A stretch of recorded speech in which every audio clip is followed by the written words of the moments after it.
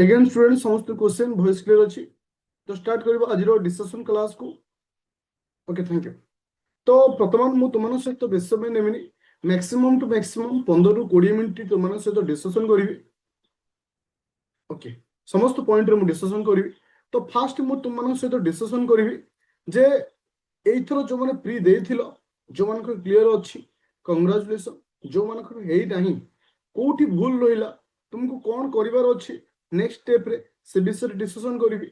और जो मान क्लियर हेइछि से माने वर्तमान को पॉइंट आउट रे जिबा दरकार सो दैट से माने गोल रे पाई परिबे। और जो मान क्लियर हेइछि से मान प्लान बी कौन रही दरकार प्लान ए सहित प्लान बी कौन रहिबा दरकार से विषय भी मु तुम सहित डिस्कशन करी। एगेन क्वेश्चन समस्त रेडी अछ तो स्टार्ट करिवा डिस्कशन को।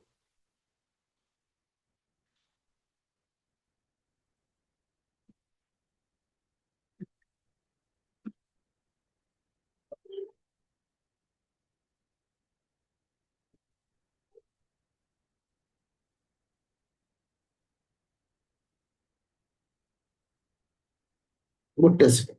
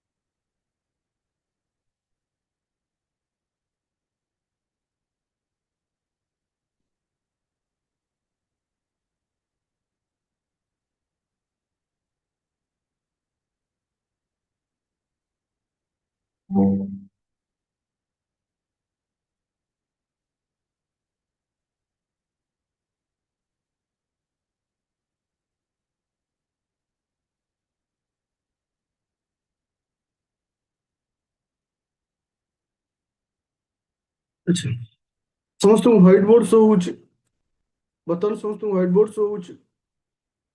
Okay thank you. देखो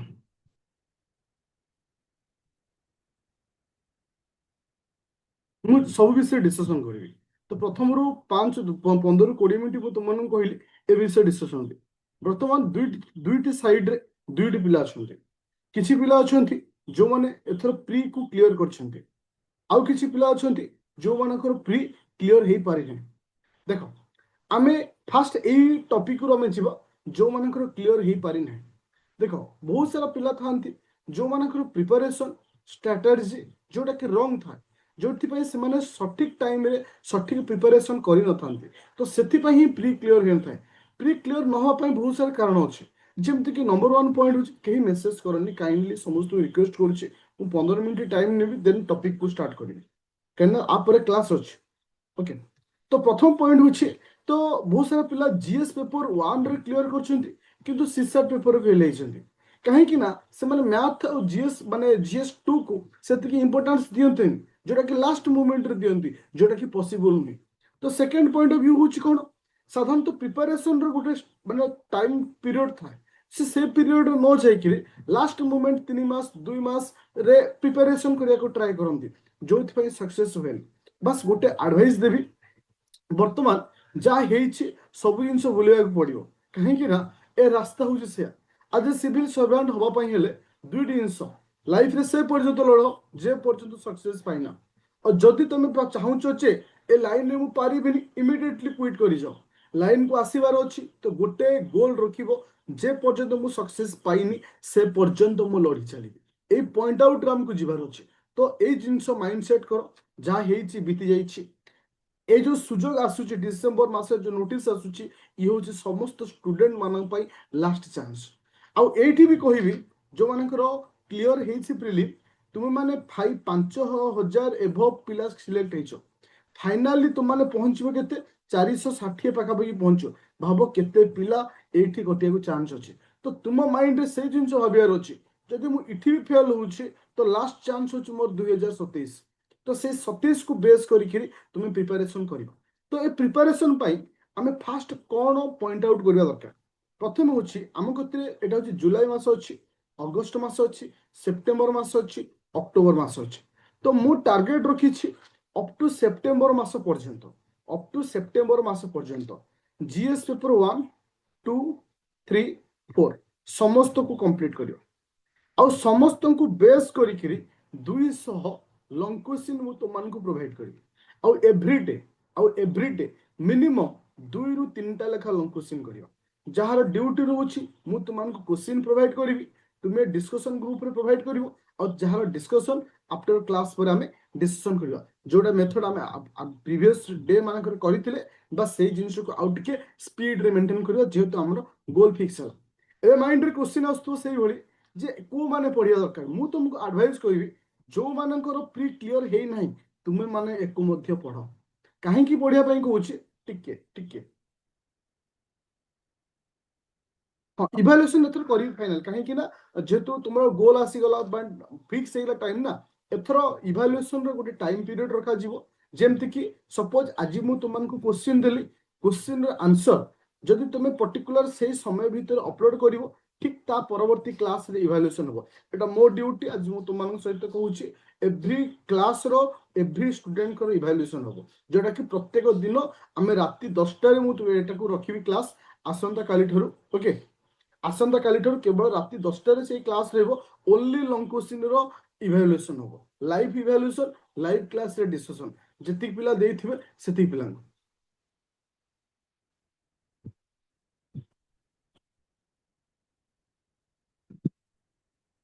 आउछु अक्टोबर रे तुमनकर एग्जाम हो, मेन एग्जाम काहे एटा मेंशन कर देछि अक्टोबर रे मेन एग्जाम हो। ओके तो जेहेतु मेन एग्जाम अक्टोबर रे करियो मोर एडवाइस रहिबो जो मानकर एथरो मेन क्लियर हिछि एई नोट को तुमे पढिबो 100%।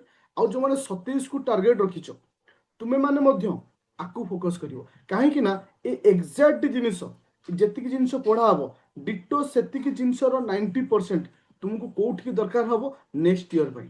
आ जो माने ए वर्ष पई प्रिपेयर करछो इन केस मेन रे जे कटि जीवो किबा इंटरव्यू रे कटि जीवो तुमे माइंडसेट करथिवो ए नोट ए जिनिस मते नेक्स्ट ईयर रे मध्ये हेल्प करिवो। से गोटे थॉट रे तुमको जीवार अछि, बस एतिक जिनिस को बेस करी आमे को कंटिन्यू करि अछि। ताले प्रिपरेशन प्लानिंग केमते रहिबो देखो जुलाई लास्ट अगस्त 10 ରୁ 15 तारिख भितर, अगस्त ରୁ 10 ରୁ 15 तारिख भितर completely GS 1 GS 2 सरियो 100% with answer writing सहित। तापर सेप्टेम्बर मास शेष सुधा तुमनकर जीएस 3 जीएस 4 सरियो। ओरिड हबन जे सर जीएस 3 जीएस 4 रहिगला नाइ तुम तत्तर हबनी काहेकि ना आमे कंप्लीटली आमे सही प्लानिंग रे जिबा।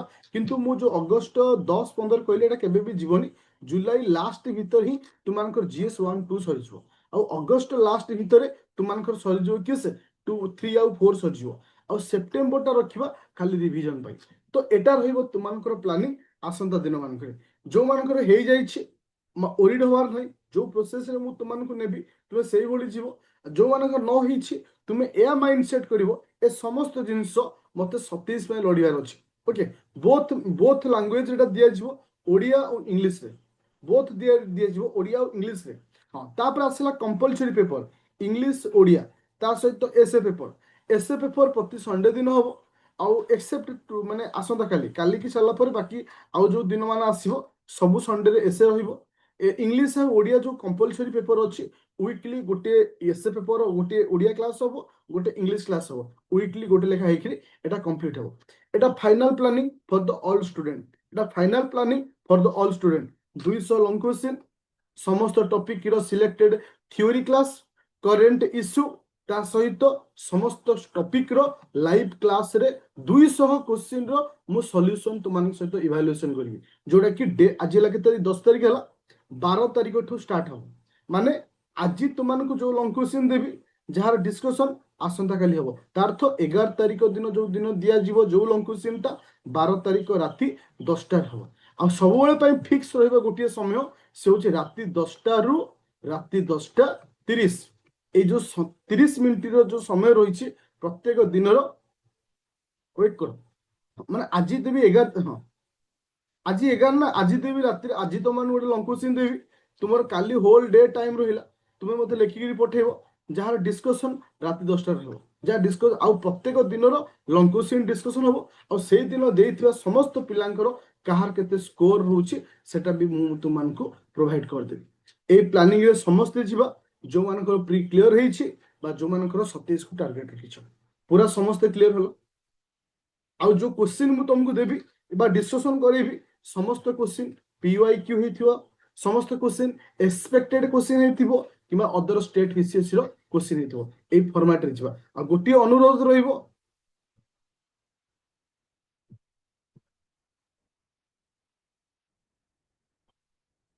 ନା এটা 100% ମୋର ରହିବ, କୌଣସି ଟାଇମ ଟେବୁଲ ଚେଞ୍ଜ ହବନି। ଯେହେତୁ ଟିକେ ଟାଇମ ଟେବୁଲ ଚେଞ୍ଜ ହେଇଥିଲା, ଯେହେତୁ ମ୍ୟାରେଜ ଥିଲା ଭାଇଙ୍କର, ତ ସେଥିଲାଗି ଟିକେ ମଝିରେ ଡିଷ୍ଟର୍ବାନ୍ସ ରହିଥିଲା, ତ ସେଥିପାଇଁ ଟାଇମ ଟେବୁଲ ଟିକେ ଚେଞ୍ଜ କରିଥିଲି। ତ ବଟ୍ ଏଇ ଯୋଉ ଟାଇମ ଟେବୁଲ ରଖାଗଲା এটা 100% ଫିକ୍ସ।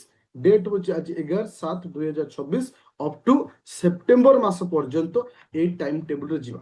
ହଁ, ଏଇଠି ଆଉ ଗୋଟେ ଜିନିଷ ବି ତୁମମାନଙ୍କୁ କ୍ଲିୟର କରିଦଉଛି, ତୁମର ଯୋଉ କ୍ଲାସର ଟାଇମ ଟେବୁଲ मॉर्निंग जो क्लास रोचे, ओके मॉर्निंग जो 7:30 जो क्लास रोचे, ओके ओके सुनो मो कथा सुनो। मॉर्निंग जो 7:30 क्लास रोचे এটা কেবল ম্যাথ और রিজনিং ক্লাস রহিব। এটা তোমার উপরে ডিপেন্ড করে যে 27 ପାଇଁ প্রিপেয়ার রହୁଛ তুমি আকু ক্লাস করিব কি নাই, কিন্তু মু কইবি যে 27 কু টার্গেট রখিছ 100% আকু টাইম দিও। କାହିଁକି ନା ଯୋଉମାନଙ୍କ ମ୍ୟାଥ ଆଉ ରିଜନିଂ ୱିକ୍ ରହୁଛି, କାହିଁକି ନା ଏ ବର୍ଷ ଯୋଉ ଏକ୍ସାମ ଆସିବ ଏଥର ଭେରି ଟଫ୍ ଲେବୁଲ ରହିବ ସିସାଟ ପେପର, ୱାର୍ନିଂ ତମକୁ ମାନେ ଦେଇଦେଲି।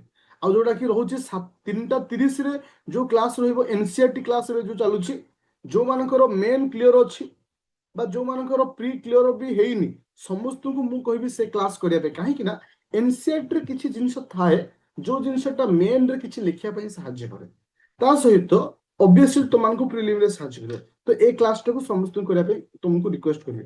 ଆଉ ଇଭିନିଂରେ ମୁଁ ତୁମ एथिक्स रो नोट, यूपीएससी रो नोट, ओपीएससी रो नोट टिके डिफरेंट अछि। एटा इक्वल नोट नहीं, आमे जति भाबु छी इक्वल बेली इक्वल नहीं। आ इवनिंग रे जो 7:30 हो बा 8:30 हो, एटा पर डे मु तुमको नोटिस देबी को दिन क्लास गोटी होबो कि को दिन दुईटा रहबो। इवनिंग क्लास टा सबल पई मेन पई रहबो। ए क्लास रे सिलेक्टिव थ्योरी पढेबी, सिलेक्टिव थ्योरी पढाबो। आ राति 10टा सब दिन मन रखिबो, जोटा कि तुमनकर लॉन्ग क्वेश्चन डिस्कशन हबो सब दिन। दैट मीन्स ए डेट बा ए time every day fix 30 minute discussion रहिबो। होल डे रे जति पिला पठेई थिबो। हां, आउ गोटे कथा मु कहिबी, जेतेबेले आंसर राइटिंग दबो, बहुत सारा पिला एबे भी प्रॉब्लम करूछो आंसर राइटिंग रे कोन करिवो, एटा को ध्यान दे समस्त कहूची। आ जति एटा भूल थिबो तुमनकर मते पठेइबारे, ताले मु खाता देखिबी। प्रथमे कोन लिखियो देखो, दुई पट साइड रे मार्जिन दो। कोनोसी भी पिला तुमको बी प्रोफेशनली लिखियार अछि।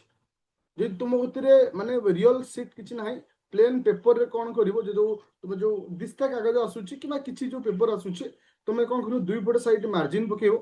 मार्जिन पके साला पर ऊपर गोटे गार दबो, निज ना लिखियो, निज ना लिखियो। ना लिख साला पर क्वेश्चन देखि लिखियो, क्वेश्चन देखि लिखियो।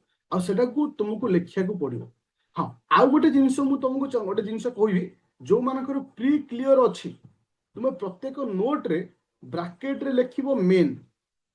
ब्रैकेट रे कोन लिखिबो मेन। मेन माने मु एठी क्लियर हली जे ए पिला ए वर्ष मेन दबो, ए पिला ए वर्ष मेन दबो। काहे कि ना टिके आमे फोकस सबल टिके अधिक करिया तांको, काहे कि ना जेहेतु से मानको एथर दउछोरी 27 पिला को तो टाइम अछि, तांको भी मु देबी इंपोर्टेंस पर क्लास रे ताको इवैल्यूएशन करिवि। किंतु तुम जो मान मेन क्लियर अच्छी, प्री क्लियर ही मेन दौच, तुम साइड रे मेन बेली लिखुथ। मु कहीं ना टिके देखिबि जे एक्चुअली पिलाटा रेगुलर बेसिस रे पठौछ कि नहीं, कहीं ना से एग्जाम तुमर रहिला अल्प दिन, माने 3 मास रही पूरा क्लियर रहिलो। ओरिड हबनी जे सर एथिक्स क्लास हेडी, जदि मु एई गोटी मास भीतर मोर सरी जीव जीएस 1 और 2, तापर मु एथिक्स आ जीएस 3 स्टार्ट करी। तरतर हबनी, कहीं ना गोटे जिंस मन रख, मेन रो स्कोर करिया पे बेस्ट हो। देखो मु तुम गोटे जोटे छोट एडवाइस दउछ, देखो तुम एठी क्लियर हो जीवो।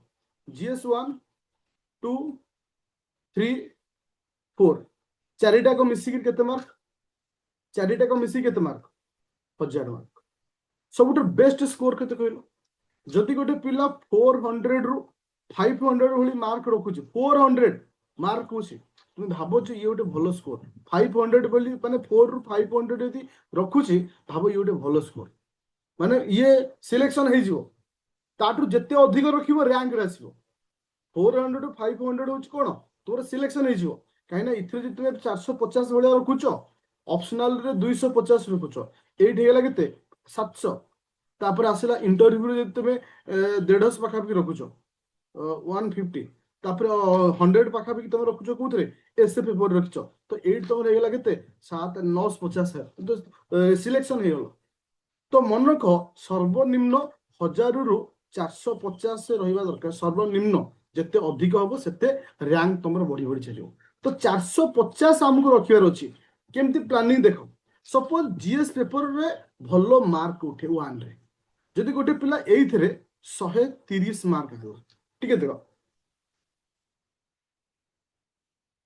ମୋ କଥା ଧ୍ୟାନ ଦେଇ ଶୁଣ, 130 ଆଣିଲା, ଜିଏସ୍ ପେପର 2ରେ ମଧ୍ୟ ଭଲ ମାର୍କ ରଖେ, ଗୋଟେ ପିଲା ଆଣିଲା କେତେ 100 ମାର୍କ ଆଣିଲା।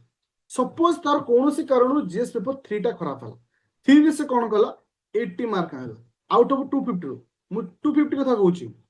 ଏଥିକ୍ସ ପେପରରେ ସେ ଆଭରେଜ ସ୍କୋର କଲା କେତେ, ଓକେ, ଆଭରେଜ ସ୍କୋର କଲା କେତେ ନା 120 ଭଳି ଆଭରେଜ ସ୍କୋର କଲା। ମତେ କୁହ ଏଠି ତାର କେତେ ମାର୍କ ରହୁଛି, ଏଠି ତାର କେତେ ମାର୍କ, ମୁଁ ସବୁଠୁ କମ ନେଇକି କେତେ ମାର୍କ ରହୁଛି ଏଠି, କେତେ ମାର୍କ ଆସିଲା, ସବୁଥିରୁ ମୁଁ ମିନିମମ୍ ମାର୍କ ନଉଛି, କେତେ ମାର୍କ ଆସିଲା 430। ଦେଖିଲ କେତେ କମ ସ୍କୋର ନେଇକି ମୁଁ 430 କଲି। ତ ସେଇ ହିସାବରେ ପ୍ଲାନିଂ ରହିବା ଦରକାର। ଯଦି କୌଣସି କାରଣରୁ ଗୋଟେ ପେପର ଖରାପ ଯାଉଛି, ତାର ଆଡଭାନ୍ସରେ ମୋର ଆଉ ଗୋଟେ ପେପର ଭଲ ମାର୍କ ଆସିବା ଦରକାର, ଏ ଥଟ୍ ରହିବା ଦରକାର। ଆଉ ଏଇଭଳି ପ୍ଲାନିଂ କରାଯାଏ ଜିଏସ୍ 1 2 3 4, ଜିଏସ୍ 1 2 3 4। ତ ଏଇଭଳି ଆମେ ଯିବା, ଏଇଟା ମୋର ଫାଇନାଲ ପ୍ଲାନିଂ। ଆପରେ କୌଣସି ପ୍ଲାନିଂ ଚେଞ୍ଜ ହବନି ଅପ୍ ଟୁ ତୁମମାନଙ୍କର ସେପ୍ଟେମ୍ବର ମନ୍ଥ ପର୍ଯ୍ୟନ୍ତ। ପୁରା କ୍ଲିୟର, ପୁରା କ୍ଲିୟର। ହଁ ଏଥିରେ ସେକ୍ସନାଲ କଟ୍ ଅଫ୍ ରଖୁଛି, ତୁମେ ଲାଷ୍ଟ ଟାଇମ ଦେଖିଥିବ ଏଥିରେ ସେକ୍ସନାଲ କଟ୍ ଅଫ୍ ରଖୁଛି, ଯୋଉଟା କି ମୁଁ ଆଉ ଟିକେ ତୁମମାନଙ୍କ ସହିତ ଆଉ ଗୋଟେ କ୍ଲାସରେ ସେକ୍ସନାଲ କଟ୍ ଅଫ୍ କେମିତି କେତେ ରହୁଛି କଣ ରହୁଛି ସେଟା ତମକୁ ମୁଁ ଦେଖେଇବି। ଓକେ, ପୁରା କ୍ଲିୟର ହେଲା ସମସ୍ତେ, no issue, everything is clear. ତ ଆଜିର ଆନ୍ସର ରାଇଟିଂ କ୍ଲାସକୁ ଷ୍ଟାର୍ଟ କରିବା। ପୁରା କ୍ଲିୟର, ଏଗେନ୍ ସମସ୍ତଙ୍କୁ କ୍ୱେଶ୍ଚିନ୍ କହୁଛି, ଯୋଉମାନଙ୍କ ପ୍ରି କ୍ଲିୟର ଅଛି ଟେନସନ ନିଅ ନା, ମୁଁ ତୁମମାନଙ୍କ ସହିତ ଅଛି, ଆରାମସେ ତୁମେ ସେଠାରେ ପହଞ୍ଚିବ।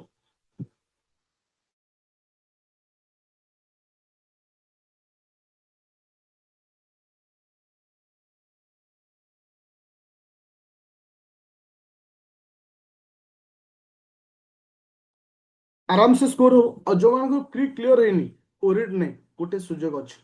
ତୁମେ ଯୋଉ ଭୁଲ କରିଛ ସେ ଭୁଲରୁ ବାହାରିବାକୁ ପଡିବ। ଏବେଠାରୁ ବି ସିନସିୟର ସହିତ ତମକୁ ପଢିବାର ଅଛି, ଖାଲି ପଢିବାର ନାହିଁ, ସିନସିୟର ସହିତ ଡିପଲି ପଢିବାର ଅଛି। ଏତିକି ହେଲେ ଏନଫ୍। ତ ଷ୍ଟାର୍ଟ କରିବା କ୍ଲାସକୁ। ଏ କ୍ଲାସକୁ ମୁଁ ଅଫ୍ କଲି, ଆଉ କାହାର କିଛି ଇସ୍ୟୁ ଅଛି କହିଦିଅ, ଡାଉଟ୍ କାହାର ଅଛି?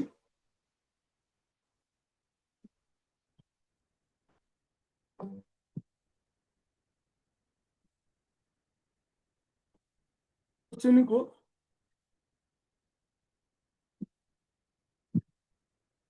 ସବୁ ଲଙ୍ଗ କ୍ୱେଶ୍ଚିନ୍ ମିକ୍ସ କରି ତ ଅପଲୋଡ ହଉନି, ମୁଁ ତମକୁ ବି ଦେଖେଇ ଦଉଛି, ଦେଖ କେମିତି ଲଙ୍ଗ କ୍ୱେଶ୍ଚିନ୍ ଅପଲୋଡ ହଉଛି। କଟ୍ ଅଫ୍ କେତେ ଯାଇଛି ସେଟା ତ ବର୍ତ୍ତମାନ ତ କହିହବନି, କାହା ପାଖରେ ନାହିଁ।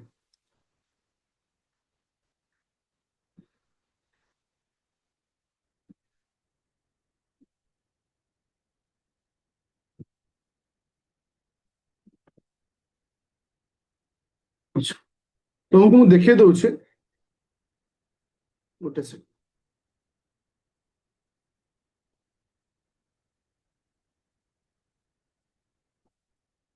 ଆଚ୍ଛା ଠିକ ଅଛି, ମୁଁ ତୁମ ସହିତ କଟି, ଯୋଉ ଛୋଟ ଛୋଟ ମାର୍କ ପାଇଁ କଟୁଛ, ତୁମର କଣ ଦରକାର ଆଡଭାନ୍ସ କରିବା ପାଇଁ ଦେଖ। ସପୋଜ ରାପିଡ ଫାୟାରରେ ଯିଏ ଅଛ ବା ସବୁଥର ମେନ୍ ର ଫାଇଲ ସମସ୍ତଙ୍କର ସମାନ, ଦେଖ କଣ୍ଟେଣ୍ଟ କୁ ଯିବ, କଣ୍ଟେଣ୍ଟରେ ଦେଖ ଲଙ୍ଗ କ୍ୱେଶ୍ଚିନ୍ ସେକ୍ସନ ଅଛି। Long question section GS1 GS2 GS3 separate ରଖାଯାଇଛି। ହଁ GS1 ରେ ମିକ୍ସିଂ ରହୁଛି, ତ ଏଟା ଅବଭିୟସଲି ରହିବ। ଧର GS, ହଁ ଠିକ ଅଛି, ମୁଁ ସେଟା ତା ପାଇଁ ତମମାନଙ୍କ ପାଇଁ ଏକ୍ସଟ୍ରା ଡିସ୍କସନ କରିବି, ଯୋଉମାନଙ୍କ ପାଇଁ ହଁ ମୁଁ ବା କାଲିଠୁ ଲେଖିବି। ତୁମମାନଙ୍କର ଦେଖ ମୁଁ ହଁ ଏଇଠି ଜିନିଷ ବି କହିବାକୁ ମୁଁ ଭୁଲିଗଲି, କାଲିଠାରୁ ଯୋଉ ଆନ୍ସର ରାଇଟିଂ ରହିବ, ମୁଁ ତମର ଦିଟା ଆନ୍ସର ରାଇଟିଂ ଦେବି। ଗୋଟେ ଦେବି modular answer writing, first point. Second ହଉଛି ମୋ ନିଜର ହ୍ୟାଣ୍ଡ ରାଇଟିଂ ର ଆନ୍ସର ରାଇଟିଂ, ମୁଁ କେମିତି ଲେଖୁଛି ଏଭ୍ରି କ୍ୱେଶ୍ଚିନ୍ ର ଦିଆହବ କାଲିଠାରୁ। ଆଜି ହେଲା 11 ତାରିଖ, ଆଜି ରାତି 10ଟାରୁ 11ଟା ଭିତରେ ତୁମମାନଙ୍କୁ ମୁଁ ଅପଲୋଡ କରିବି ଆଜିର କ୍ୱେଶ୍ଚିନ୍। आज क्वेश्चन अपलोड हो अपलोड हो सारा अपलोड हो सारा आर आंसर राइटिंग जो काली देखा हम से दीटा आंसर राइटिंग दिज्व गोटे दिज्व मॉड्यूलर आंसर राइटिंग जोटा कि पीडीएफ फॉर्मेट रे थी जोटा कि मो गूगल हो एआई हो ए सब जिन कलेक्ट करी बेस्ट जिनटा तैयारी करी आउ गोटे थी मोर निजर दीटा जिन दीटा जिन एथपाई रही मो निजरटा मो माइंड रे मुझे लिखी सर्टकट रे डायग्राम बनई ये करी किंतु जोटाक मु मॉड्यूलर देथिबी सपोज आमर 250 वर्ड अच्छी 250 लिखाई नथिबो से 450 500 लिखाई तो कहीं ना टिके अधिक लिखा हुए मॉड्यूलर क्वेश्चन रे कहीं तुम किसी पॉइंट को माइनस कर परिबो किंतु मु जो क्वेश्चन पेपर टा लिखि देबी सेटा पूरा एग्जैक्टली थिबो धर 250 अच्छी से लेवल रो लिखाई दो आइदर 240 30 थिबो किबा 10 10 20 टा वर्ड अधिक होई थिबो ए फॉर्मेट रहइबो एबे क्लियर होला समस्त क्वेश्चन निश्चिंत डेफिनेटली होम साइंस में तो बेस्ट रहू अच्छा पूरा क्लियर आउ किसी का डाउट अछि पूरा क्लियर करी मु जाउछि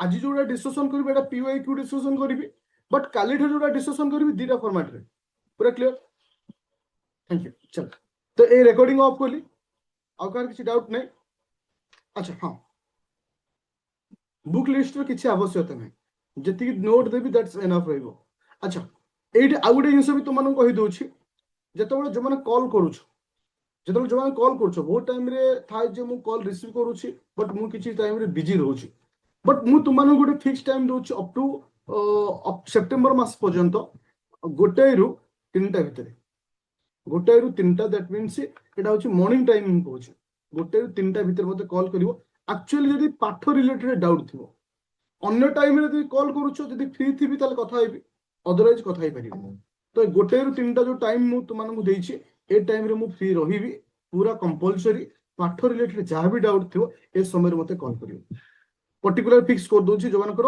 माने लेखिया रिलेटेड रे जहां भी किसी डाउट थो study related only study related doubt contact 9937953590 रे ओके चल एबे पूरा clear hello GS1 GS2 GS3 जो 200 लॉन्ग क्वेश्चन फाइल तुमको रखाई छे ए फॉर्मेट तुमन को दिया छो आ जतो बळे भी तुम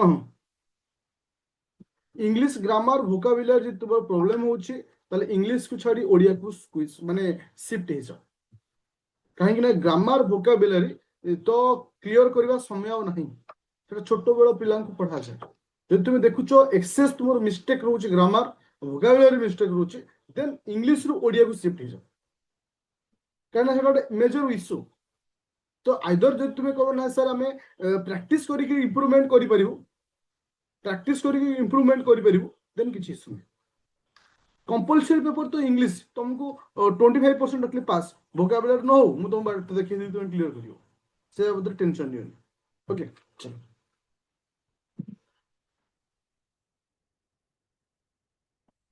चलो तो एबे ऑफ करली रिकॉर्डिंग तो स्टार्ट करी नुआ रिकॉर्डिंग